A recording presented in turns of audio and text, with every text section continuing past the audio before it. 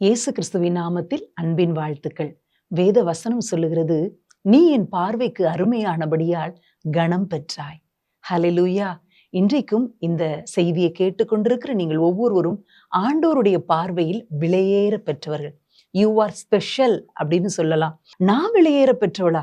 நான் மனிதர்களுடைய பார்வைக்கு அற்பமா எண்ணப்படுறேன், நான் எப்படி தேவனுடைய பார்வையில விலையேற பெற்றவளா மாற முடியும் அப்படிங்கிற ஒரு கேள்வி உங்க உள்ளத்துல வருதில்ல. ஒரு சின்ன எக்ஸாம்பிள் சொல்றேனே. ஒரு 5 ரூபாய்க்கு ஒரு பேனா வாங்குறோம்னு வைங்க. வீட்டுல வந்து அதை எழுதி பார்க்கிறோம், எழுதல. என்ன செய்வோம்? தூக்கி டஸ்ட்பின்ல எரிஞ்சிரும். அதே வேளையில ஒரு மொபைல் போனோ அல்லது ஒரு கீபோர்டோ நம்ம வீட்டுக்கு வாங்கிட்டு வர்றோம். வந்து எல்லாத்தையும் செட் பண்ணி பார்க்கிறோம், அது ஒர்க் ஆகல. பேனாவை போல நம்ம தூக்கி எரிஞ்சிருவோமா என்ன? இல்லவே இல்லை. ஏன் பேனாவை தூக்கி எறிஞ்சோம்?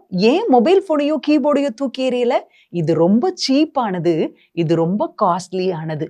அதே மாதிரிதான் உங்களுடைய என்னுடைய வாழ்க்கையில நிறைய குறைவுகள் இருக்குது, உண்மைதான். நிறைய பாவங்கள் இருக்குது, உண்மைதான். அதை மேற்கொள்ள நீங்க போராடிக்கிட்டே இருக்கிறோம் அப்படிங்கிறது உண்மைதான். ஆனாலும் ஆண்டவர், நீ எனக்கு வேண்டாம், உன்னை வச்சு ஒண்ணுமே செய்ய முடியாது, உன்னை வச்சு என்னுடைய ராஜ்யத்தின் கட்டுமான பணியில உபயோகிக்கவே முடியாது அப்படின்னு தூக்கி எறியாததற்கு காரணம், நீங்க விலையேற பெற்றவர்கள். இதை விசுவாசிக்கிறீங்களா? நீங்க விலையேற பெற்றவர்கள் அப்படிங்கிறத நீங்க விசுவாசிங்க. உண்மையாவே தேவன் உங்களை அப்படியே பயன்படுத்துவார். சங்கீதம் 139 சங்கீதம், அதை நம்ம நிறைய மனப்பாடம் பண்ணி வச்சிருப்போம். ஆண்டவரே, நீர் என்னை ஆராய்ந்து அறிந்திருக்கிறீர். என் உட்காருதல், என் எழுந்திருக்குதல், நான் நடக்கும்போது, நான் படுத்திருக்கும் போது எல்லாவற்றையும் நீர் அறிந்திருக்கிறீர். என் தாயின் கருவுல நான் உருவாகும் போது உங்களுடைய கண்கள் அதை கண்டது.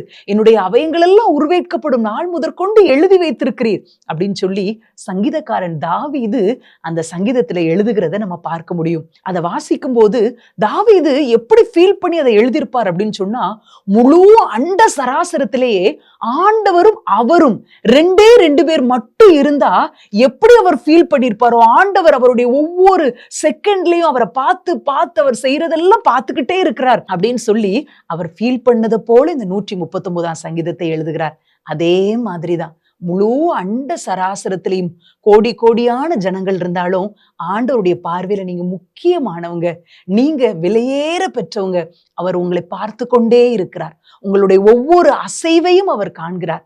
உட்கார்ந்து அவருக்கு தெரியும், எழுந்திருந்தா அவர் பார்த்து கொண்டிருக்கிறார். உங்களுடைய சகல காரியத்தை அறிந்திருக்கிறார். ஏனென்றால் நீங்கள் விலையேற பெற்றவர்கள். அதனாலதான் வேதம் சொல்லுகிறது, நீ என் பார்வைக்கு அருமையானபடியால் கனம் பெற்றாய். நீங்க கனம் பெற்றவங்க. ஆகவே தேவனுடைய சமூகத்துல உங்களை அர்ப்பணிங்க. ஆண்டவரே, விலையேற பெற்றவங்களா என்ன பாக்குறீங்களே, நான் என்னெல்லாம் உமக்காக செய்யணும், என்னை நம்பி நீங்க என்னென்ன பொறுப்புகள் எல்லாம் வச்சிருக்கிறீங்க, உங்க நம்பிக்கைக்கு பாத்திரமுள்ளவளா என்னை மாற்றுங்கன்னு சொல்லி நீங்க ஜெபிப்பீங்கன்னு சொன்னா உங்களை கொண்டு தேவன் செய்யும் காரியங்கள் பெரியதா இருக்கும். இன்றைக்கு ஆண்டவர் உங்ககிட்ட சொல்றார், நான் மோசையோடு இருந்தது போல உன்னோடும் இருப்பேன்.